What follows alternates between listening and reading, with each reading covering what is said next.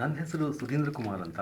ನಾನು Otis elevator company India ಲಿಮಿಟೆಡಲ್ಲಿ technical training manager ಆಗಿ ವರ್ಕ್ ಮಾಡ್ತಾ ಇದ್ದೀನಿ. ನನಗೆ ಈ ಸಂಸ್ಥೆಯಲ್ಲಿ 4 ವರ್ಷದಿಂದ ವರ್ಕ್ ಮಾಡ್ತಾ ಇದ್ದರೂ ಸಹ ಕೆಲವು ಕಾರಣಗಳಿಂದ ಆ, ಸಂಸ್ಥೆಯ ಉನ್ನತ ಮಟ್ಟಕ್ಕೆ ಏರಕ್ಕೆ ಸಾಧ್ಯ ಆಗಿರಲಿಲ್ಲ. ಆ ನಿಟ್ಟಿನಲ್ಲಿ ನಾನು ಪ್ರಯತ್ನ ಪಡ್ತಾ ಇದ್ದಾಗ ಒಂದು ದಿವಸ FM ರೈನ್ಬೋನಲ್ಲಿ ಈ MBA for non MBAs course ಬಗ್ಗೆ ಕೇಳಿದೆ.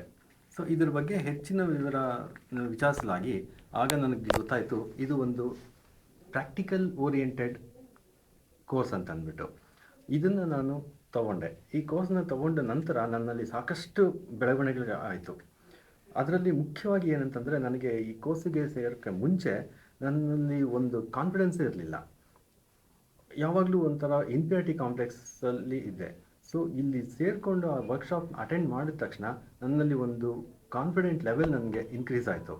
ಜೊತೆಗೆ ಯಾವ ರೀತಿ ಟಾಪ್ ಮ್ಯಾನೇಜ್ಮೆಂಟಲ್ ಜೊತೆ ಮೂವ್ ಮಾಡಬೇಕು, ಅವ್ರ ಜೊತೆ ಯಾವ ರೀತಿ ಮಾತಾಡಬೇಕು ಅನ್ನೋ ಕೆಲವು ಸೂತ್ರಗಳನ್ನು ನಾನು ಇಲ್ಲಿ ಕಲ್ತ್ಕೊಂಡೆ. ಆ ಸೂತ್ರಗಳನ್ನು ಈಗ ಇಲ್ಲಿ ಅಳವಡಿಸ್ಕೊಂಡು ಅದೇ ಪ್ರಕಾರ ನಾನು ಮುಂದುವರಿತಾ ಇದ್ದೀನಿ. ಜೊತೆಗೆ ಈ ಕೋರ್ಸ್ನಲ್ಲಿ ಕೊಡೋ ಕೆಲವು ಟಿಪ್ಸ್ ಆ್ಯಂಡ್ ಅವರ ಮೆಥಡಾಲಜಿ ಏನಂದರೆ, ಎವ್ರಿ ಡೇ ನಾವು ನಮ್ಮ ಸಂಸ್ಥೆಯಲ್ಲಿ ಏನು ಅಳವಡಿಸ್ಕೊಳ್ತೀವಿ, ಏನು ಇಂಪ್ಲಿಮೆಂಟೇಷನ್ ಮಾಡ್ತೀವಿ, ಅದನ್ನು ನಾವು SMS ಮೂಲಕ ಅವರಿಗೆ ಇನ್ಫಾರ್ಮ್ ಮಾಡ್ತೀವಿ. ಅದನ್ನು ಅವರು ಕಂಟಿನ್ಯೂಸ್ ಆಗಿ ಫಾಲೋ ಅಪ್ ಮಾಡ್ತಾರೆ. ಜೊತೆಗೆ ನಾವು ವೀಕ್ಲಿ ರಿಪೋರ್ಟ್ ಕಳಿಸ್ಬೇಕಾಗುತ್ತೆ. ಈ ಎಲ್ಲ ಬದಲಾವಣೆಗಳಿಂದ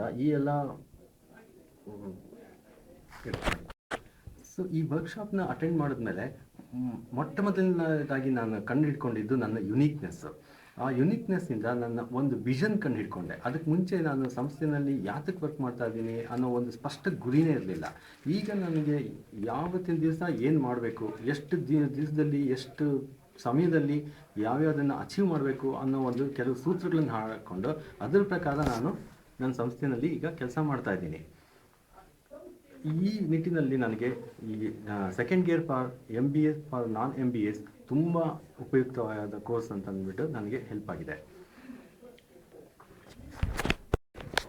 ಈ ಕೋರ್ಸ್ ತೊಗೊಂಡ ಆದ ತಕ್ಷಣ ನಾನು ಅದನ್ನು ನನ್ನ ಸಂಸ್ಥೆಯಲ್ಲಿ ಅಳವಡಿಸ್ತಾ ಬಂದೆ. ಅದಾದಮೇಲೆ ಒಂದು ರಿವ್ಯೂ ಮೀಟಿಂಗ್ ಮಾಡಿದ್ರು. ಕಳೆದ ರಿವ್ಯೂ ಮೀಟಿಂಗ್ನಲ್ಲಿ ಹೇಳಿದ ಒಂದು ಅಂಶ, GK ಸರ್ ಅವರು ಹೇಳಿದ ಒಂದು ಅಂಶನ ನಾನು ತಕ್ಷಣದಲ್ಲಿ ನಾನು ಅಳವಡಿಸ್ಕೊಂಡೆ. ಅದನ್ನು ತಮ್ಮ ಹತ್ರ ಹೇಳಬೇಕಾಗತ್ತೆ.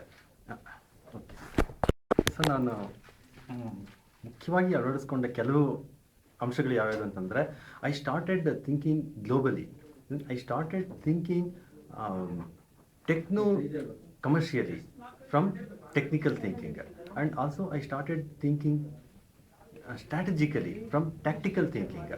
ಇದೆಲ್ಲ ನನಗೆ ತುಂಬ ಮುಖ್ಯವಾದ ಅಂಶಗಳಂತ ಅನಿಸ್ತಾ ಹೋಯಿತು. ಅದನ್ನು ನಾನು ನನ್ನ ಕಂಪ್ನಿನಲ್ಲಿ ಅಳವಡಿಸ್ಕೊಂಡು ಅದೇ ಪ್ರಕಾರ ನಾನು ವರ್ಕ್ ಮಾಡ್ತಾ ಹೋದೆ.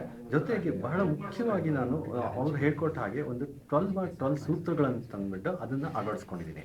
ಅದರಲ್ಲಿ ಕೆಲವು ಸೂತ್ರಗಳನ್ನು ನಾನು ಹೇಳ್ತೀನಿ. ಅದು ಯಾವುದಂತಂದರೆ, ಇದುವರೆಗೂ ನಾನು ಟ್ರೈನಿಂಗ್ ತೊಗೊಳ್ತಾ ಇದ್ದೆ, ನಮ್ಮ ಹುಡುಗರಿಗೆ ಟ್ರೈನಿಂಗ್ ತೊಗೊಳ್ತಿದ್ದೆ. ಬಟ್ ಟ್ರೈನಿಂಗ್ ತೊಗೊಂಡ್ಮೇಲೆ ಅದು ಒಂದು ಸಿಸ್ಟಮ್ಯಾಟಿಕ್ ಟ್ರೈನಿಂಗ್ ಥರ ಆಗಿರಲಿಲ್ಲ. ಬಟ್ ಇಲ್ಲಿ ನಾನು ವರ್ಕ್ಶಾಪ್ ಅಟೆಂಡ್ ಮಾಡಿದ್ಮೇಲೆ ಅದಕ್ಕೆ ಒಂದು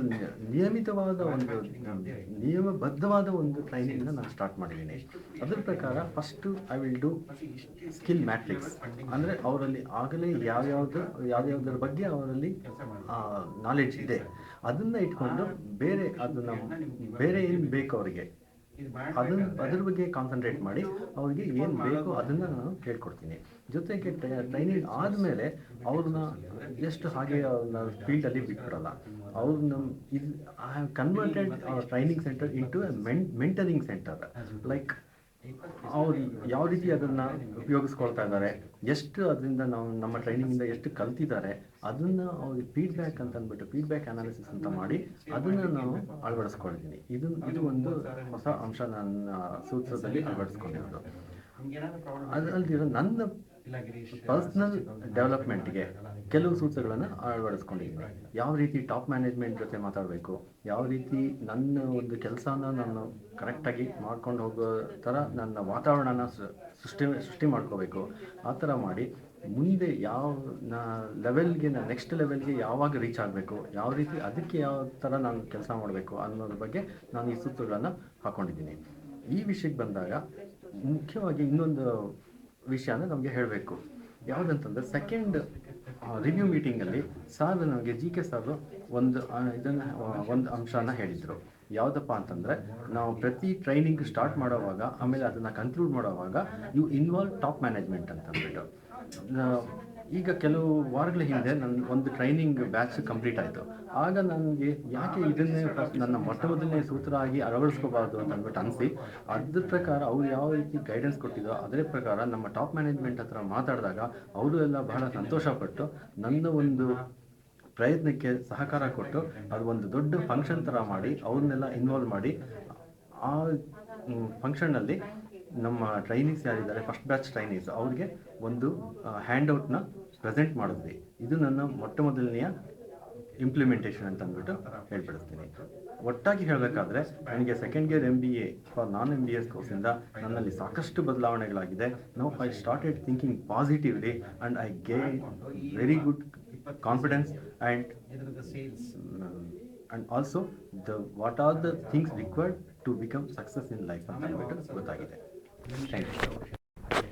ಸೊ ನಂತರನೇ ಸಾಕಷ್ಟು ಜನ ಬೇರೆ ಬೇರೆ ಸಂಸ್ಥೆಗಳಲ್ಲಿ ಕೆಲಸ ಮಾಡ್ತಾ ಇರೋರು ಆ ಸಂಸ್ಥೆಯಲ್ಲಿ ಯಾವ ರೀತಿ ಅವರ ಗ್ರೋತನ್ನ ಕಾಣಬೇಕು ಅಂತ ಇರೋರು ಅದಕ್ಕೆ ಆ ನಿಟ್ಟಿನಲ್ಲಿ ಪ್ರಯತ್ನ ಪಡಬೇಕಾದ್ರೆ second gear MBA for non MBAs ತುಂಬ ಒಳ್ಳೆ ಸಂಸ್ಥೆ ಅಂತ ನನಗೆ ಅನಿಸಿದೆ.